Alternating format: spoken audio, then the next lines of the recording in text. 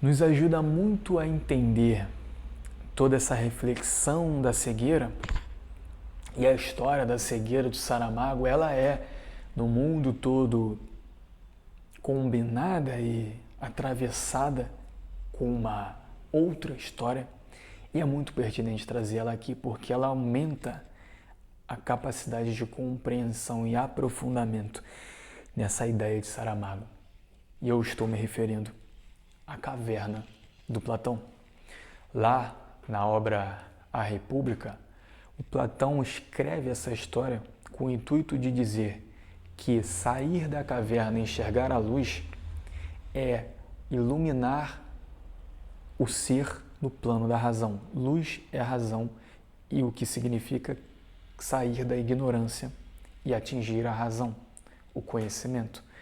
Mas, metafisicamente falando, a gente consegue puxar isso para o lado existencial, espiritual, além do racional apenas filosófico.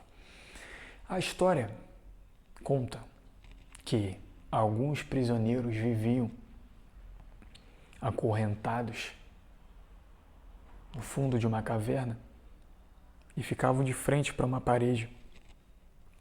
Atrás deles, uma fogueira sempre acesa. E essa fogueira acesa, ela projetava as sombras dos objetos que existiam na caverna na parede onde aqueles indivíduos enxergavam. Como os indivíduos não saíam da caverna e a capacidade de percepção do mundo era a parede, eles acreditavam, portanto, que o mundo, a existência, toda a realidade cósmica e planetária era aquelas cenas que corriam nas paredes, que na verdade eram apenas projeções da fogueira. Entenda, o mundo é imenso, é gigante. Eu aqui tenho uma ampla visão desse cômodo, mas se a gente virar o rosto, a gente consegue enxergar outros ângulos. E se a gente andar e ir para outros lugares, a gente consegue enxergar outras aparências, outras realidades, outros lugares. A realidade é múltipla e muito extensa, porque a realidade é tudo o que está acontecendo agora no mundo, e o mundo é gigante. E o mundo, falando de totalidade, não é apenas o planeta Terra. A nossa realidade é que nós vivemos no sistema solar. O planeta Terra é um dos 8 planetas que orbitam ao redor do Sol. Então, quando a gente fala de realidade cósmica, ela ultrapassa o que acontece na Terra. É gigante, é infinita. Os olhos, inclusive, nem conseguem acompanhar, porque eu só consigo ver isso aqui. Mas veja bem, nós conseguimos olhar o mundo e imaginar distâncias. E os homens da caverna, eles só enxergavam aquela parede. E o universo sendo tão infinito, tão gigante, era tamanha a ignorância deles que eles conseguem ver só aquilo ali, só aquelas sombras projetadas. E eu acho que esse gesto aqui lembra muito do cavalo, né? Que costumam tampar aqui a lateral dos cavalos para eles só olharem para frente e seguirem, e aí dá uma ideia de gado também, é que talvez esse muro da caverna seja a percepção de grande parte da humanidade, enquanto o universo, a realidade aí é infinitamente extensa, multifacetada, múltiplas realidades, milhões de coisas acontecendo ao mesmo tempo. E as pessoas, no geral, na sociedade, elas pegam tudo isso, ignoram tudo ao seu redor e ficam aqui. Televisão, fake news, notícias falsas nos jornais, consumismo, comportamentos padronizados em busca de status, falsidades para conseguir galgar lugares sociais e poder econômico, uma vida sem sentido que passa tão rápido, enquanto que o mundo é vasto e a alma está gritando para uma vida espiritual, divina, para uma vida metafísica, uma vida grande, com significado, que melhore o coletivo, que melhore a vida e que supere a própria vida, a própria pequenez, a própria mediocridade. E se a gente pensar aqueles indivíduos na caverna, na verdade, eles somos nós mesmos. Nós somos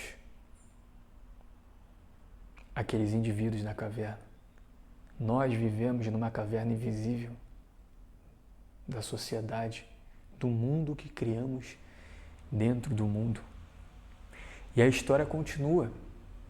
Um desses prisioneiros consegue se libertar e achar a saída.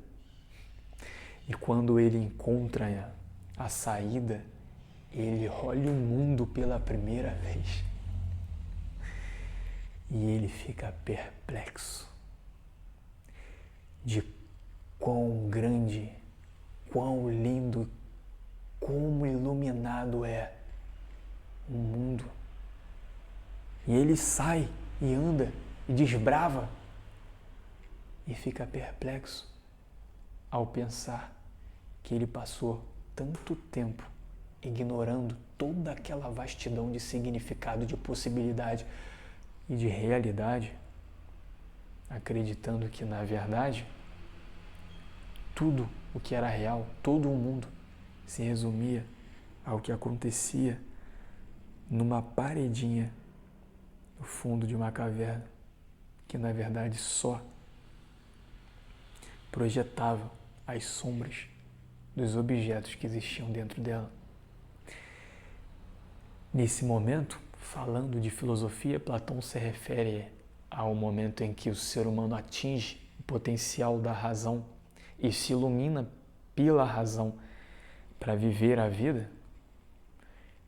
Este sujeito, no momento de ápice de consciência, ele sente e é tomado também pela humanidade e pensa: bem, se eu alcancei a razão, se eu me iluminei e se eu enxerguei a vida verdadeira, a vastidão do mundo,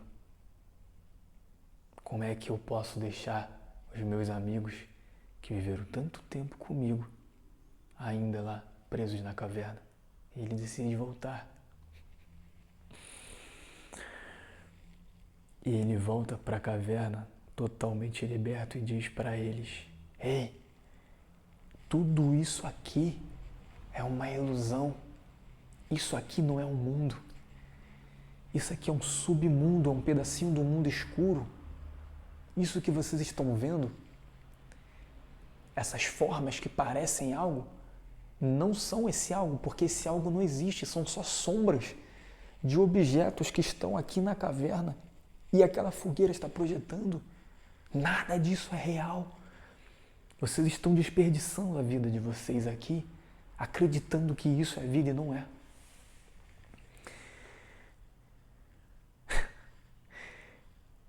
E o que acontece é que ele é tido como louco e o matam. E se você for buscar na história, eu falo isso também no vídeo do projeto sobre a aula do Don Quixote, todos os seres que enxergaram além a verdade maior foram chamados de loucos, porque eles saíram da caverna. E as pessoas que ainda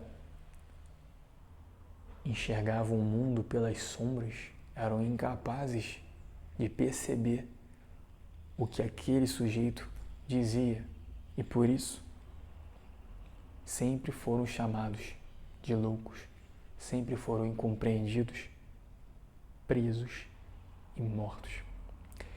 Isso aconteceu, inclusive, com quem veio antes de Platão e que o próprio Platão escreve sobre, que foi o Sócrates. O Sócrates andava pelas ruas, conversando com os jovens e fazia com que as pessoas refletissem que vida elas estavam vivendo, que sistema de política acontecia naquele lugar. E por isso, ele contagiava as pessoas com a reflexão e com a rebeldia, com a sede por mudança. E ele começou a ser visto como subversivo e perigoso para o sistema. Diziam que ele desorientava os jovens, gerava loucura nos jovens, até que ele foi sentenciado e foi preso. E foi dito a ele: assuma que você está errado para todos e você não será morto. E você será livre e você terá a tua vida. E o Sócrates, no ápice da sua consciência, disse: não, o que eu falei é verdade, mantenho o que eu disse. E se é para me matar, que o faça. E assim foi o desfecho da história. Sócrates morreu defendendo as suas próprias ideias e a sua própria postura. Então, quando a gente fala de a cegueira de Saramago, o ensaio sobre a cegueira de Saramago tem totalmente a ver com a caverna de Platão. Porque da mesma forma que Saramago diz que já estamos cegos, cegos que veem, mas não veem, são como os prisioneiros da caverna, que eles tinham a capacidade de enxergar, mas eles não viam a realidade. No final, na verdade, eles não viam. O próprio Jesus, em uma passagem bíblica, diz: muitos podem escutar, são mais ou menos essas palavras, mas não ouvem. Olham, mas não enxergam. Então, a caverna de Platão e essa temática da cegueira do Saramago tem tudo a ver, porque as duas dizem que nós não vemos a vida como ela é. Nós estamos vivos, mas talvez até hoje a gente nunca percebeu ou enxergou de verdade quem nós somos e o que o mundo de fato é.